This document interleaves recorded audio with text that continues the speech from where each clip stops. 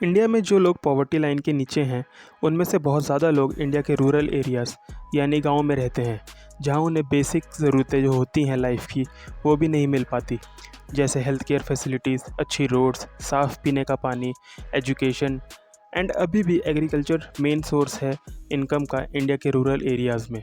महात्मा गांधी ने बोला था कि अगर इंडिया को रियल में प्रोग्रेस करना है, तो इंडिया के गाँव को डेवलप करना होगा और ना कि बस शहरों को।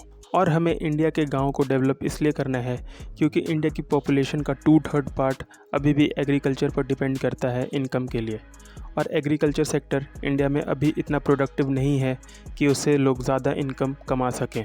1/4 यानी 25% लोग इंडिया के गाँव में अभी भी बहुत गरीब हैं।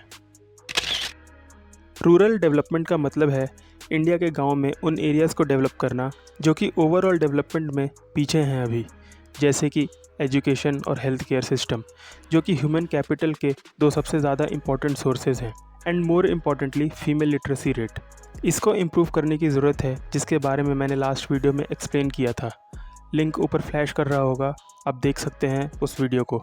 लोगों में स्किल्स डेवलप करने की ज़रूरत है ताकि वो एग्रीकल्चर में नई स्किल्स यूज़ कर सके या फिर किसी दूसरे काम में न्यू स्किल्स अप्लाई कर सकें। सैनिटेशन फैसिलिटीज़ तो इम्प्रूव हुई हैं गाँव में पिछले कुछ सालों में, बट और भी इम्प्रूवमेंट की ज़रूरत है।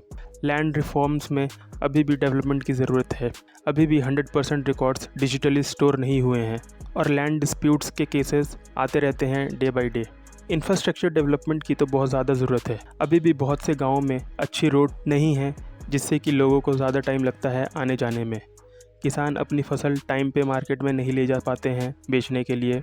इलेक्ट्रिसिटी इंफ्रास्ट्रक्चर में इम्प्रूवमेंट की ज़रूरत है। बारिश और तूफ़ान के बाद अगर इलेक्ट्रिसिटी गई तो वापस आने में बहुत टाइम लगता है। क्रेडिट फैसिलिटी अभी भी गाँवों में अच्छे से नहीं पहुँच पाया है।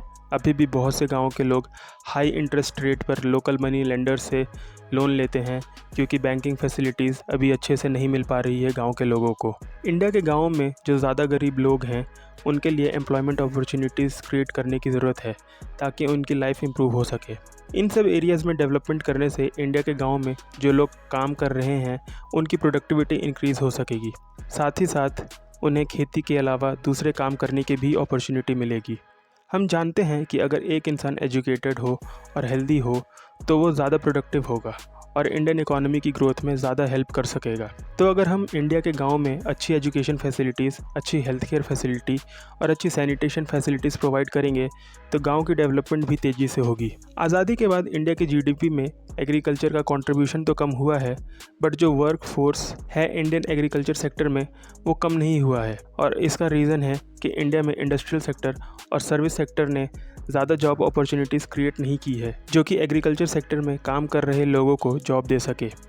एंड इसकी वजह से रूरल डेवलपमेंट भी नहीं हो रहा है।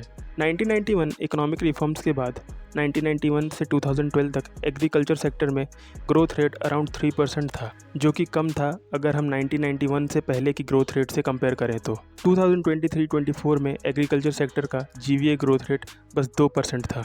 इकोनॉमिस्ट बोलते हैं कि 1991 इकोनॉमिक रिफॉर्म्स के बाद इंडियन गवर्नमेंट ने एग्रीकल्चर सेक्टर में कम इन्वेस्टमेंट किया है, जिसकी वजह से एग्रीकल्चर सेक्टर में ग्रोथ रेट कम है।